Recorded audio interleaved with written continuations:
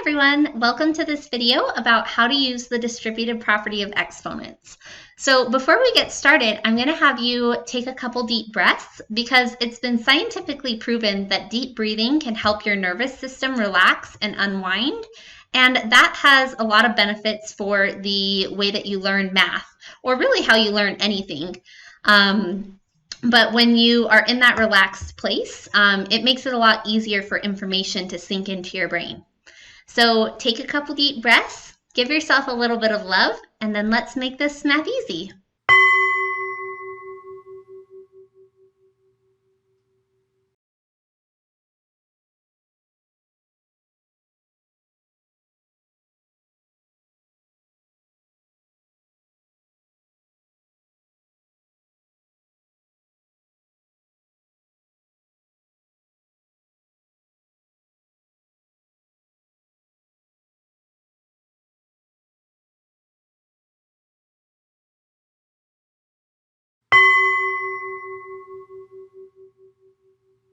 All right, so the distributive property of exponents basically says that if you have things that are inside of parentheses being multiplied together and they're raised to an exponent, you can simplify the expression by distributing the exponent to each of the things that are being multiplied.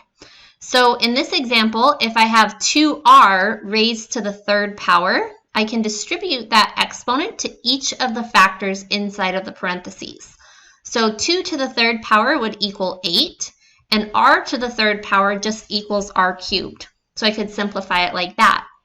In this second example, I could distribute the 2 to each of the factors, which would give me p squared, q squared, and s squared.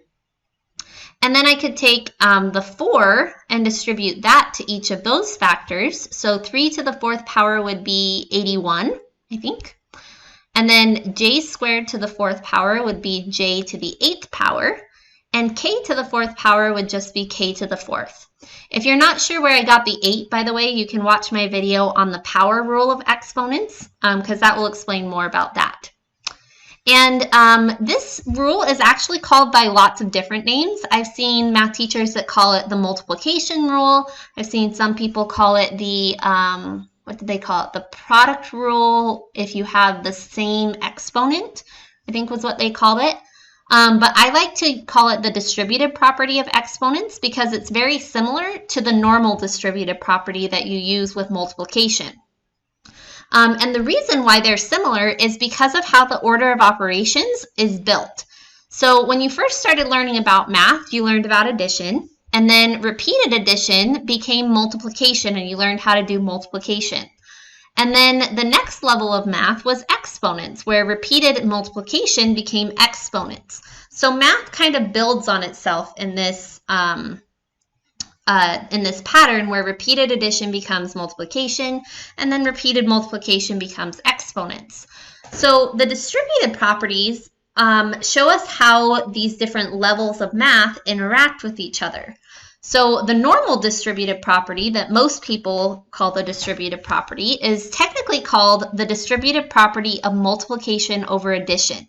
And it says that when you have things like something that's multiplied by a set of things being added or subtracted inside of parentheses, that you can distribute that multiplication to each of the terms inside.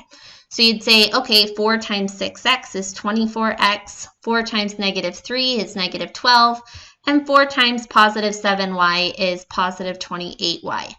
And that's the normal distributive property. The distributive property of exponents over multiplication is very similar, except that instead of distributing multiplication, you're distributing exponents. And instead of distributing it to the things that are being added and subtracted, you're distributing it to the things that are being multiplied, or you can also do division. So in this example, you would say, okay, I've got an exponent of 2, and I have 3 things that are being multiplied together. So I've got to distribute that 2 to each of those 3 things. So I'd say, okay, 5 to the second power would be 25, x to the second power would be x squared, and y cubed to the second power would be y to the 6th. And again, you can watch my video about the power rule of exponents if you need more details on that.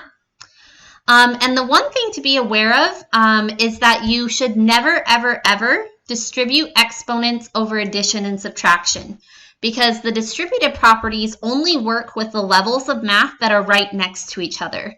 So if you have multiplication by a set of parentheses, you can distribute that over the addition and subtraction.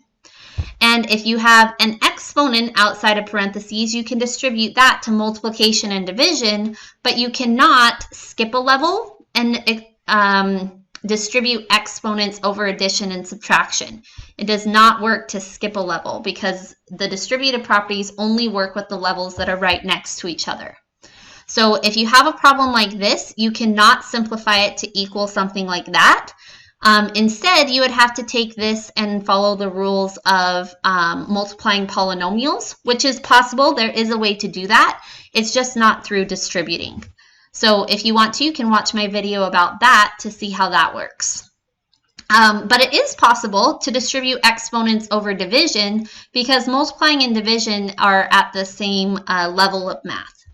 So if you ever have a set of, or something with division inside of parentheses and an exponent outside, you are welcome to take that exponent and apply it to both parts of the division. And you can even do it if you have division and multiplication in the same problem, like this one. So like I could take the 3 and distribute that to the 2, which would be 8, because 2 times itself 3 times is 8. I could take the 3 and distribute it to the 5, which would be 125. And I could take the 3 and distribute that to the x, which would be x cubed. And that's all totally allowed because it's all multiplication and division. If there was any addition or subtraction, I would not be able to do that. Also, in some cases, it can be helpful to use the reverse distributive property of exponents that says, basically it's like the regular distributive property, but switched, so that you start with this and then you end up with something that looks like that. So in this example, you could say, okay, well, since these both have the same exponents, I could say that that's the same thing as 4 times x to the 3rd power. And if you notice, this is just using the distributive property in reverse, because the distributive property says that if I do the 3 exponent applied to the 4 and the x, that I would get this. So it's basically just undoing the distributive property, which can be helpful in some circumstances. It just depends on what type of format you want your exponents to be in. So if I did the reverse distributive property on this one, I would get r times t to the 2nd power. Or on this one, this is probably one of the places where it would be most helpful, because instead of having to find 5 to the 4th and 2 to the 4th, I could just say that that's the same thing as 10 to the 4th and calculate that out. So that's how the reverse distributive property works if you ever need something like that. So to summarize, the distributive property of exponents says that if you have things that are being multiplied or divided inside of parentheses, you can distribute the exponent to each of the factors inside of the parentheses. And that's how you do the distributive property of exponents. I hope this video was helpful for you. Please comment below to let me know how easy this was for you, and then subscribe. For more help with exponents, check out my Exponents playlist here on YouTube, or go to mathtutoringonline.com to get additional help by asking a question or booking a one-on-one tutoring session. See you soon!